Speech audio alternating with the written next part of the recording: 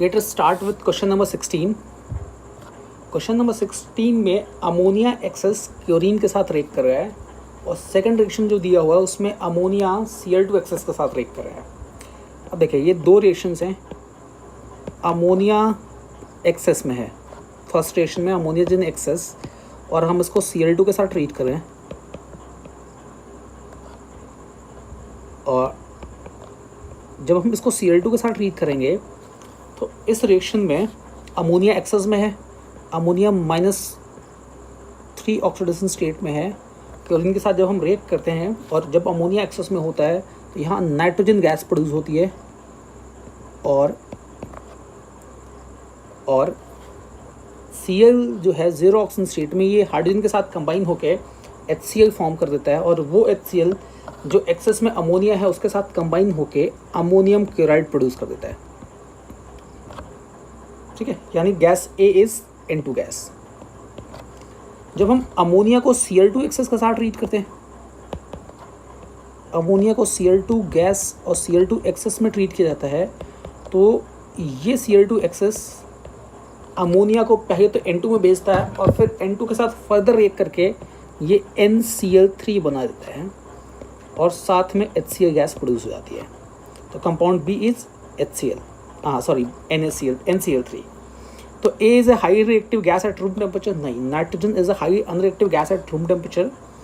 Bond order of A is similar to C2 तो N2 में देखेंगे कि N2 में NN के बीच में ट्रिपल बॉन्ड है, C2 में भी C और C के बीच में ट्रिपल बॉन्ड है, तो दोनों का बॉन्ड ऑर्डर बराबर हो गया। कंपाउंड B इज एक्सप्लोसिव, तो NCl3 के यूजेस, NCl3 की प्रॉपर्टी है कि NCl3 इज एक्सप्लोसिव। नाइट्रोजन से 3 Cl लगने की वजह से इनमें अच्छा खासा रिपल्सन है और नाइट्रोजन पे एक लोन पेयर भी है और ये कंपाउंड इज एक्सप्लोसिव। नेक्स्ट है बॉन्डिंग का।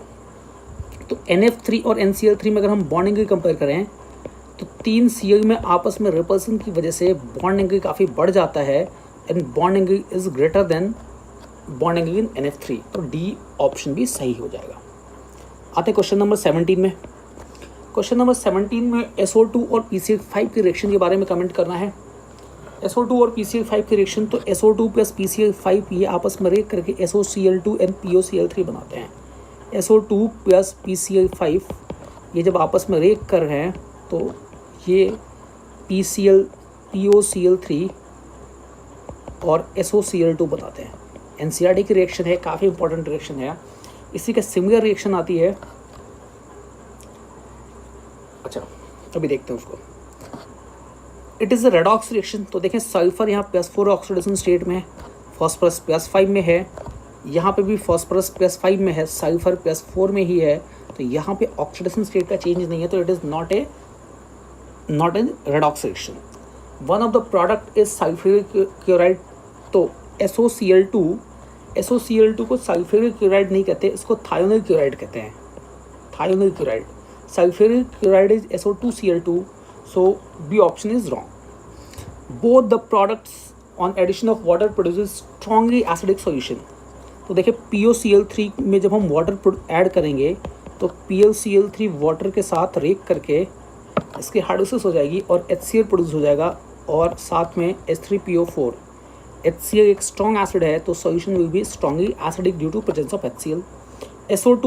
SOCl2 में अगर हम वाटर ऐड करते हैं तो ये वाटर के साथ कंबाइन होके HCl और H2SO3 बनाएगा और solution is acidic due to presence of HCl। ठीक है, चलिए क्वेश्चन नंबर 18 पे आते हैं। 18 question number froth flotation process के बारे में बात करी जा रही है। फ्लोथ प्रोटेक्शन प्रोसेस मेटलर्जी में कॉन्सेंट्रेशन का इंपॉर्टेंट प्रोसेस है, बहुत सारे सवाल आए हैं इस पर। अच्छा, फ्लोथ प्रोटेक्शन प्रोसेस में पहला ऑप्शन पूछा जा रहा है, it is a physical method of separating mineral from gangue. हाँ, froth flotation process physical process है, जैसे एक मैग्नेटिक सेपरेशन है, हाइड्रोलिक वॉशिंग है, वैसा ही फ्लोथ प्रोटेक्शन प्रोसेस भी एक physical method of separation of mineral from gangue है। अच्छा, इसमें हम कॉन्सेंट्रेशन का ओर का कॉन्सेंट्रेशन करते हैं depending upon the difference in wettability of gangue and ore. Ore particles ये सल्फाइड ओर्स के यूज़ किया जाता है और सल्फाइड ओर को नॉन सल्फाइड इम्प्योरिटी से सेपरेट करते हैं। Non sulphide impurities normally silica होती है SiO2, इसे सेपरेट किया जाता है। अब देखो ये वाला जो ओर है it is wetted by what, wetted by oil, और जो इम्प्योरिटी SiO2 है it is wetted by water. तो difference in wettability of gangue और बाई ऑयल एंड वाटर इसमें हम यूज़ करते हैं। It is use for sulphide ore, जैसा कि हमने अभी सी स्टेटमेंट की बात की कि इसका यूज़ जनरली सल्फाइड ओर्स के लिए किया जाता है। ठीक है, डी स्टेटमेंट में आते हैं। डी स्टेटमेंट है कि it is a method in which impurities sink at bottom. हाँ, SiO2 वेटेड बाई वाटर होता है और फाइनली SiO2 टैंक में बॉटम में शिफ्ट हो जाता है। इसमें देखेंगे फ्लोट प्रेशर प्रोसेस में हम कुछ ऐसा सेटअप बनाते हैं, यहाँ से हम एयर पास करते हैं और हम ये कहते हैं एक सस्पेंशन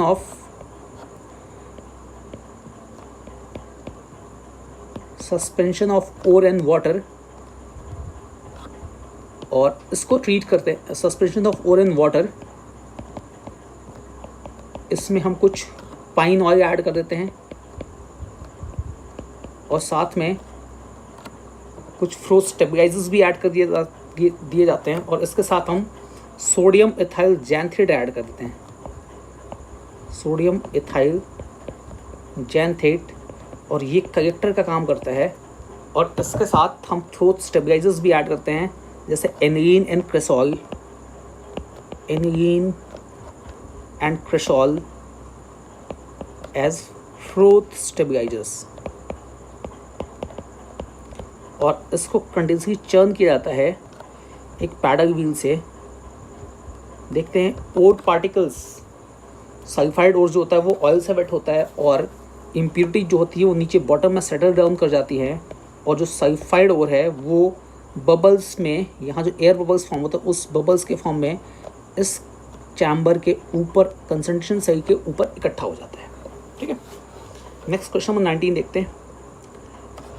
हाइपो की रिएक्शन है, हाइपो Na2S2O3, इसको हाइपो या सोडियम थायोसल्फेट कहते हैं। स्ट्रक्चर देखें तो S double bond O double bond S O minus O minus, ये हो गया थायोसल्फेट आयन।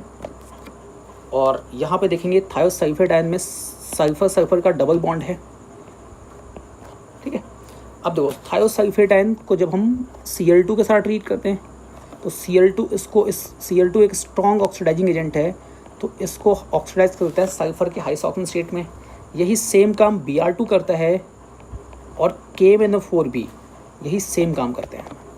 बट जब हम इसको I2 के साथ ट्रीट करते हैं तो आयोडोमेट्रिक टाइट्रेशन में हमने लास्ट DPPs में भी देखा होगा कि आयोडोमेट्रिक टाइट्रेशन में हम जो आयोडीन प्रोड्यूस होती है उसको हाइपो के साथ ट्रीट करते हैं, और ये हाइपो को Na2S4O6 सोडियम टेट्राथायोनेट में ऑक्सीडाइज करता है, ना कि Na2SO4 में।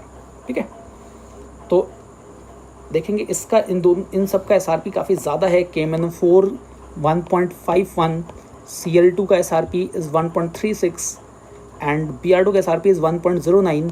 तो ये अच्छे ऑक्सीडाइजिंग एजेंट्स में से एक हैं, जबकि I2 का SRP 0.54 है। तो ये काफ़ी वीक ऑक्सीडाइजिंग एजेंट है। सो ये इसको हाइस्ट में ऑक्सीडाइज ना करके इसको +2 से +2.5 में ऑक्सीडाइज करता है। और Na2S4O6 इसका स्ट्रक्चर काफ़ी इंपॉर्टेंट है, और सोडियम टेट्राथायोनेट कहते हैं इसको। इसका स्ट्रक्चर कुछ ऐसा आ जाएगा थायोनिक एसिड सीरीज से, इस तरीके का। यहाँ पे सल्फर का बॉन्ड है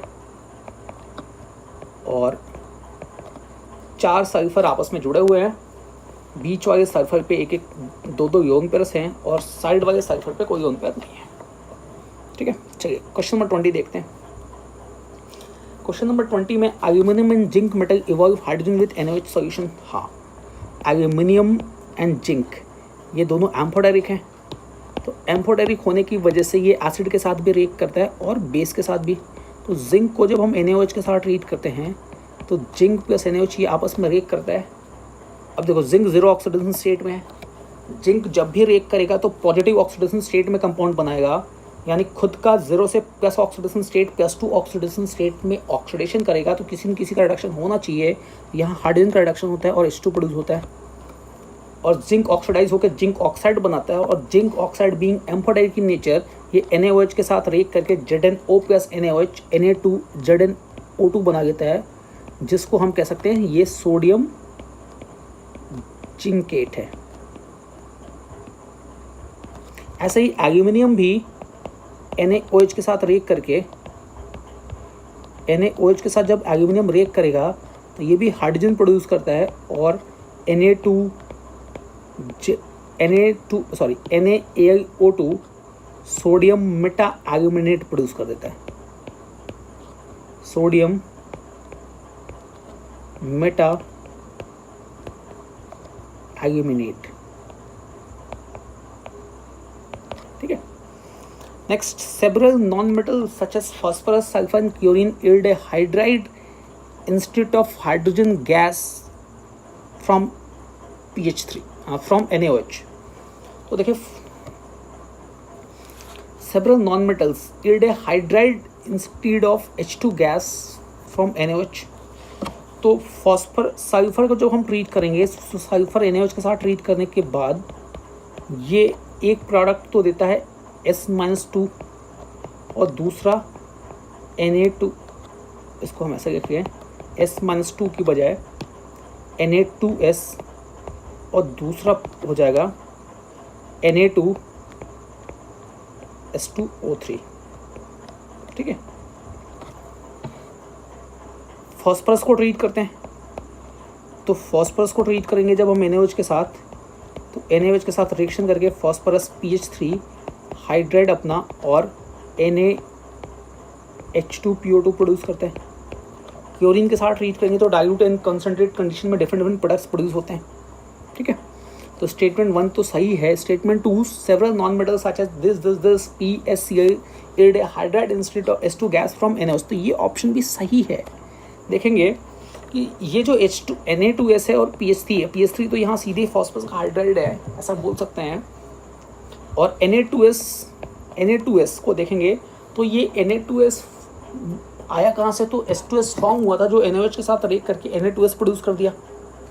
तो सेकंड स्टेटमेंट भी सही है, बट दोनों एक्सप्लेनेशन नहीं है करेक्ट, सो यहाँ पे बी ऑप्शन होना चाहिए। ठीक है, चलिए क्वेश्चन नंबर 21 देखते हैं।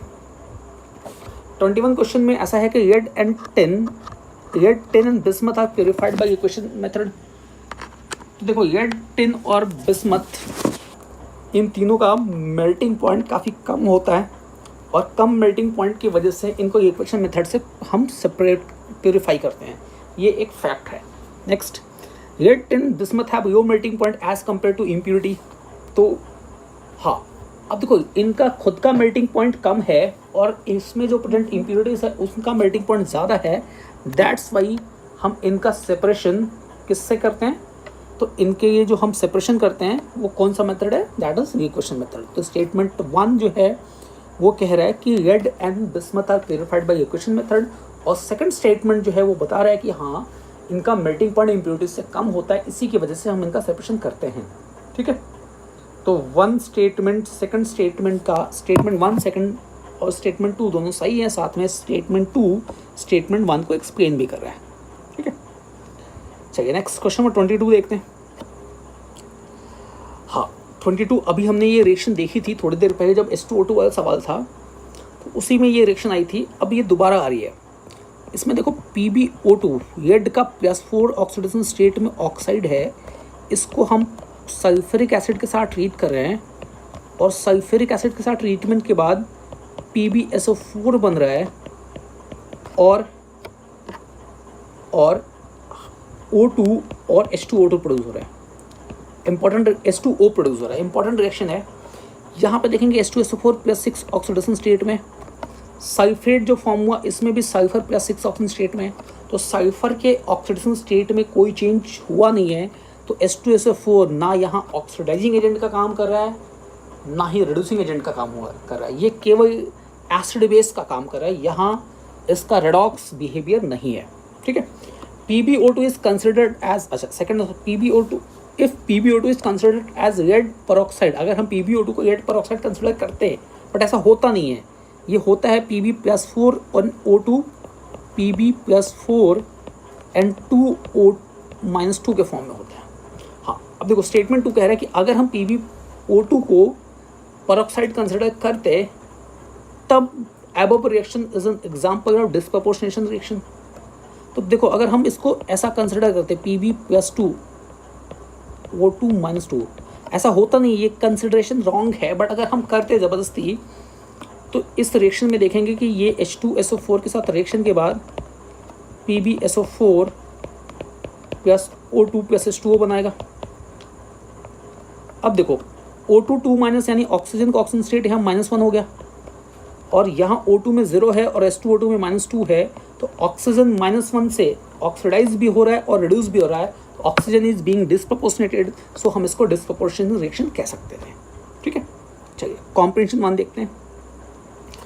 कॉम्प्रिहेंशन 1 में जो बॉडी है दैट इज एक वाइट सॉलिड है जिसमें गार्लिक स्मेल है। तो गार्लिक स्मेल यानी ये फॉस्फरस का कोई कंपाउंड हो सकता है, स्मेल से ही आ रही है बात कि ये फॉस्फरस का कोई कंपाउंड हो सकता है। देखते हैं। अच्छा आगे, इसमें जब हम वाटर ठंडा पानी ऐड करते हैं तो बी प्रोड्यूस हो रहा है, और बी को हीट करने के बाद एक गैस सी प्रोड्यूस हो रही है जिसकी रॉटन एग्जैक्ट स्मेल है।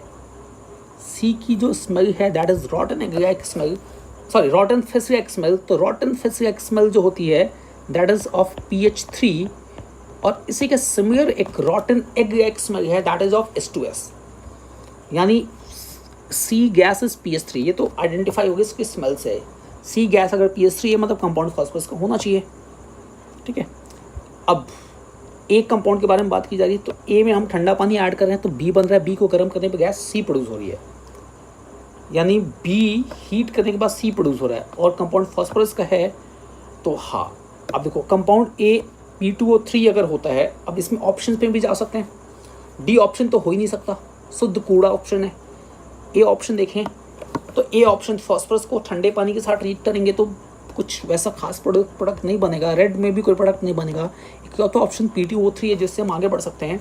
P2O3 को जब ठंडे पानी में ऐड करेंगे तो इसमें वाटर ऐड करने पे P2O3, एक वाटर ऐड करोगे P2O3 में, तो एक वाटर ऐड करने के बाद ये H2P2O4 यानी HPO2 फॉर्म हो रहा है, और फर्दर नेक्स्ट वाटर ऐड करने के बाद H3PO3 फॉर्म होगा। ठीक है, और H3PO3 फॉस्फरस का एसिड H3PO3 हो चाहे H3PO2 हो, ये सारे हीट करने के बाद फॉस्फीन और H3PO4 में डिस्प्रोपोर्शनेट कर जाते हैं। ठीक है, यही सेम रिएक्शन H3PO2 की भी होती है। H3PO2 को हम हीट कर दें तो ये PH3 और H3PO4 में डिसोसिएट कर जाता है या डिस्प्रोपोर्शनेट कर जाता है। ठीक है, अब देखो A is P2O3 with increasing temperature forming acid D। अच्छा, एसिड D जो हो गया वो फॉस्फोरिक एसिड हो गया H3PO4, और ऐसा कहा जा रहा है कि with increasing temperature forming heating D produces the following products in which correct sequence. तो जब हम H3PO4 को हीट करते हैं तो पहले H4P2O7, H3PO4 के 2 मॉलिक्यूल से वाटर निकला और H4P2O7 बना, तो इसको हम कहेंगे पायरोफॉस्फोरिक एसिड, फोरिक एसिड। और उसके बाद HPO3 को बोल सकते हैं ये मेटाफॉस्फोरिक एसिड है,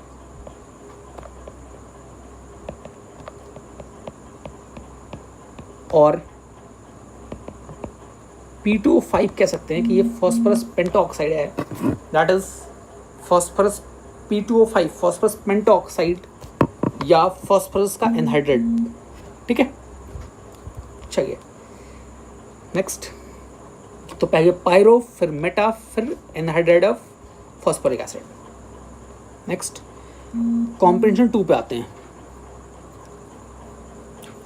कॉम्प्रिहेंशन 2 में SF6 is a octahedral sp3d2 hybridized species or having some vacant d orbital to accommodate the nucleophile attack through the, ठीक है, but the size of sulfur is too small to tolerate the 7 coordination number, ऐसा कुछ mention कर दिया। SF6 में है कि हाँ कुछ बातें दे रखी है कि SF6 is octahedral, सही बात है, sp3d2 हाइब्रिडेशन है, वैकेंट d ऑर्बिटल है, फिर भी सल्फर की साइज स्मॉल है, तो तो ये 7 कोऑर्डिनेशन नंबर नहीं दिखा सकता, ठीक है।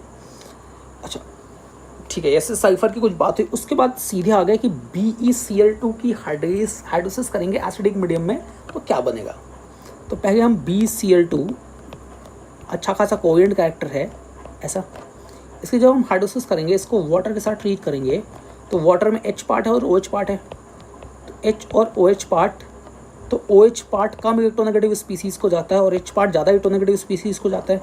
तो ऐसे कुछ हाइड्रोलिसिस हो जाएगी और बेरिलियम हाइड्रोक्साइड बन जाएगा BOH होल ट्वाइस और साथ में HCl। अब अगर यही काम बेसिक मीडियम में होगा तो बेसिक मीडियम में ये OH माइनस के साथ फर्दर रिएक्ट करेगा। अब देखिए beryllium hydroxide is amphoteric species, तो ये OH माइनस के साथ रिएक्ट करके BeOH होल 4 माइनस 2 और जो HCl है वो OH माइनस के साथ रिएक्ट करके Cl minus N water produce कर देगा। तो यहाँ बी ऑप्शन सही हो जाएगा। Next, the products of hydrolysis of SF4। अब देखो SF4 में सल्फर और फ्लोरीन है। सल्फर फ्लोरीन में देखें तो फ्लोरीन इज मोर इलेक्ट्रोनेगेटिव, तो उसको वाटर का H पार्ट जाना चाहिए और सल्फर को OH पार्ट जाना चाहिए। और जब भी कभी हम हाइड्रोलिसिस में नॉन मेटालिक OH देते हैं तो हम डायरेक्टली OH अटैच नहीं करते हैं, हम जितना ऑक्सीडेशन स्टेट है सल्फर का या जितना नॉन मेटालिक ऑक्सीडेशन स्टेट है उसी ऑक्सीडेशन स्टेट में उसको ऑक्साइड कंसिडर करते हैं। जैसे यहाँ +4 में है तो +4 में इसका ऑक्साइड हो गया SO2 और फिर इसमें वाटर ऐड करके, इस ऑक्साइड में वाटर ऐड करके हम इसका एसिड प्रोड्यूस कर देते हैं H2SO3। तो एक तो प्रोडक्ट F को H मिलने से आ जाएगा HF और सल्फर को OH मिलेगा तो वो फाइनली H2SO3 बना देगा। जब हम TF6 को करेंगे तो टेरियम देखेंगे कि टेरियम में अच्छा खासा मेटालिक नेचर है और इसकी वजह से जब हम वाटर के साथ ट्रीट करेंगे तो ये टेरियम का हाइड्रोक्साइड इसको OH मिल जाएगा। टेरियम और F के बॉन्ड में देखेंगे कि फ्लोरीन को H जाएगा और टेरियम को OH जाएगा, तो ये टेरियम OH होल 6 बना देगा और HF बना देगा। क्योंकि 6F बॉन्ड है, 6F बॉन्ड है तो सारे 6F को H मिल गया, तो 6 OH जो हुआ और टेरियम को OH मिल गया। सो यहाँ C ऑप्शन करेक्ट है। नेक्स्ट क्वेश्चन नंबर 27 देखते हैं। कॉम्प्रिहेंशन का सवाल है। एक पंजेंट स्मगिंग गैस X है, वो एक सॉल्ट P से प्रोड्यूस हो रहा है। जब हम उसको ट्रीट करें किसके साथ, कॉन्सेंट्रेट सल्फ्यूरिक एसिड के साथ। तो देखो P को ट्रीट किया किसके साथ, कॉन्सेंट्रेटेड सल्फ्यूरिक एसिड के साथ। P को जब ट्रीट किया हमने कॉन्सेंट्रेटेड सल्फ्यूरिक एसिड के साथ, P को जब हमने ट्रीट किया कॉन्सेंट्रेटेड सल्फ्यूरिक एसिड के साथ,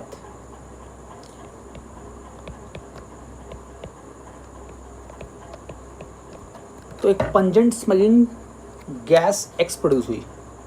यहाँ X और X क्या है, तो गैस है। The gas X is a colourless and gives dense white fumes with white. अच्छा, ये गैस की प्रॉपर्टी क्या है, तो ये कलरलेस है और HCl के साथ and gives dense white fumes with ammonia. Sorry, ammonia के साथ इसका डेंस वाइट फ्यूम्स प्रोड्यूस हो रहा है, डेंस वाइट फ्यूम्स। और कुछ देखें तो salt P gives white precipitate with AgNO3। तो इसको जब हम AgNO3 के साथ ट्रीट कर रहे हैं तो AgNO3 के साथ किसी स्पीसीज का वाइट PPT बन रहा है, वाइट PPT। अब देखो ये सारे हिंट्स क्या कह रहे हैं। अच्छा, the PPT dissolves in dilute ammonia. ये भी बहुत अच्छी बात है, इंपॉर्टेंट बात है कि PPT डाइल्यूट अमोनिया में सॉल्युबल है। PPT जो भी बन रही है वो डाइल्यूट अमोनिया में सॉल्युबल हो गई। अब इतना सारा हिंट है कि डाइल्यूट अमोनिया में ये सॉल्युबल हो गया, तो यहाँ से तो बोल सकते हैं कि ये वाइट PPT किसका हो सकता है।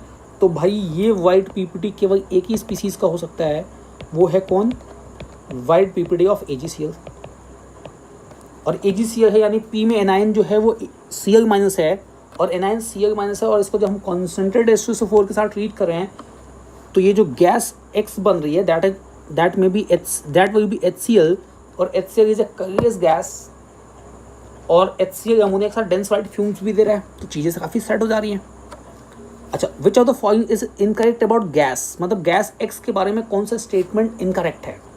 तो X readily react with sodium carbonate, तो सोडियम कार्बोनेट के साथ तो HCl को देखेंगे तो HCl plus sodium carbonate Na2CO3, तो ये आपस में Na2CO3 एक सॉल्ट है और HCl एक स्ट्रॉन्ग एसिड है, तो ये आपस में रिएक्ट करके NaCl plus CO2 plus water बना देंगे। ये तो स्टेटमेंट सही है। X is an oxidising agent, तो HCl में Cl खुद -1 में है, तो जब ये ऑक्सीडाइजिंग एजेंट का काम करेगा तो दूसरे को ऑक्सीडाइज करेगा और खुद रिड्यूस हो जाएगा। बट Cl खुद -1 में है और इससे नीचे इसका ऑक्सीडेशन स्टेट पॉसिबल नहीं है, so Cl can not act as oxidising agent. Cl oxidising agent का काम नहीं कर सकता। ठीक है, तो X is an oxidising agent, ये स्टेटमेंट रॉन्ग है। X produces acidic solution in water, हाँ जब हम X को HCl को वाटर में डिजॉल्व करेंगे तो HCl वाटर में डिजॉल्व करने के बाद H प्लस और Cl माइनस प्रोड्यूस करेगा और the solution will become acidic.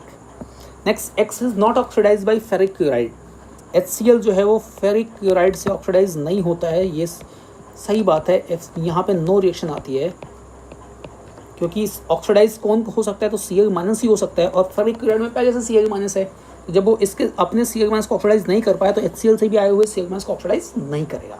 ठीक है, चलिए, तो गैस X HCl ये ठीक ठाक गैस होगा, इसमें पहला सवाल तो हो गया।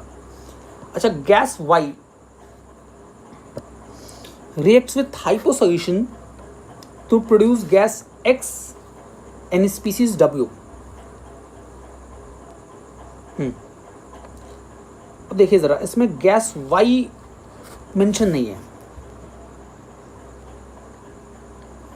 गैस Y के बारे में कोई कमेंट नहीं है और ऐसा बोला है कि इसको जब हम रिएक्ट करते हैं गैस X हाइपो सॉल्यूशन के साथ तो ये गैस X प्रोड्यूस कर देता है एंड स्पीसीज W प्रोड्यूस कर रहा है। अब हमें बताना है कि W क्या हो सकता है। तो देखो, जब हम गैस Y गैस इसमें कहीं भी मेंशन तो नहीं है, और जब हम इसको hypo solution, hypo is Na2S2O3 के साथ जब हम किसी गैस Y को ट्रीट कर रहे हैं तो गैस X प्रोड्यूस हो जा रही है और स्पीसीज W, तो इसमें Y गैस मेंशन नहीं है। शायद क्वेश्चन में कुछ अधूरा रह गया, इसकी वजह से 28 ऑप्शन जो है, 28 क्वेश्चन नंबर जो है वो इसमें कुछ अधूरा है। ठीक है,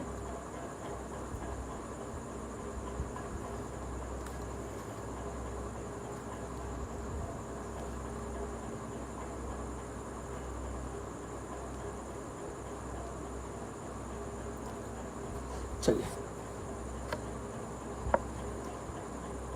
या अगर हम एक गेस करें, चलिए वैसे Y के बारे में कुछ मेंशन नहीं है बट एक गेस करें कि हम हाइपो सॉल्यूशन के साथ ट्रीट कर रहे हैं और हाइपो सॉल्यूशन के साथ ट्रीट कर रहे हैं और गैस X प्रोड्यूस हो रही है,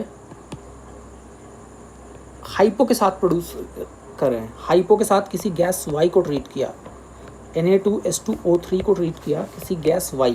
अब ये गैस नहीं पता, ये Y गैस है और यहाँ X गैस प्रोड्यूस हो गई यानी HCl प्रोड्यूस हो गया, दूसरा एक कंपाउंड जो प्रोड्यूस हो रहा है उसको लिखा है W। अब देखो Y गैस हो क्या सकती है, तो यहाँ क्लोरीन -1 में है और जब क्लोरीन -1 में है और क्लोरीन इसमें तो है नहीं, तो क्लोरीन यहीं से आ सकता है। हाइपो खुद +2 ऑक्सीडेशन स्टेट में है, तो जब हाइपो अब यहाँ से ऑक्सीडाइज होगा यानी यहाँ पे क्लोरीन हायर ऑक्सीजन स्टेट में Cl2 हो सकता है, तो Y gas can be Cl2। और जब Y गैस अगर Cl2 हो जाए, Y गैस जब Cl2 है तो Cl2 के साथ या तो ये Cl2 के साथ ये NaHSO4 या हम Na2SO4 लिख सकते हैं। तो W या तो NaHSO4 होना चाहिए या Na2SO4 होना चाहिए। तो ऑप्शन देखें तो हाँ, option number C is correct. ठीक है, तो यहाँ गैस Y के बारे में कुछ मेंशन होना चाहिए था, बट अगर मेंशन नहीं है, हम थोड़ा सा लॉजिक लगाए तो लॉजिक से भी आ रहा है कि हाइपो सॉल्यूशन है, गैस X प्रोड्यूस हो जा रही है, इसका मतलब है हाइपो के साथ किसी Y को ट्रीट करने पे HCl प्रोड्यूस हो रहा है। ठीक है, यानी जो गैस होनी चाहिए, जो गैस Y होनी चाहिए उसमें क्लोरीन गैस होना चाहिए उसके ट्रीटमेंट के बाद HCl बन गया और W इज़ Na2HSO4 या Na2SO4 दोनों पॉसिबल था। ठीक है, चलिए कॉम्प्रिहेंशन 4 पे आते हैं। कॉम्प्रिहेंशन 4 में ऐसा है कि mineral colemanite is fused with sodium carbonate. Colemanite is Ca2B6O11, इसको सोडियम कार्बोनेट के साथ फ्यूज करते हैं और एक कंपाउंड जेड बनता है along with a white PPT। अच्छा, जेड को जब हम डाइल्यूट SO4 के साथ रिएक्ट करते हैं तो कंपाउंड ए देता है और जो स्ट्रॉन्ग हीटिंग के बाद ऑक्साइड सी प्रोड्यूस करता है। सी का जब मैग्नीशियम के साथ रिडक्शन करते हैं तो डी प्रोड्यूस होता है and a non metal x produce होता है।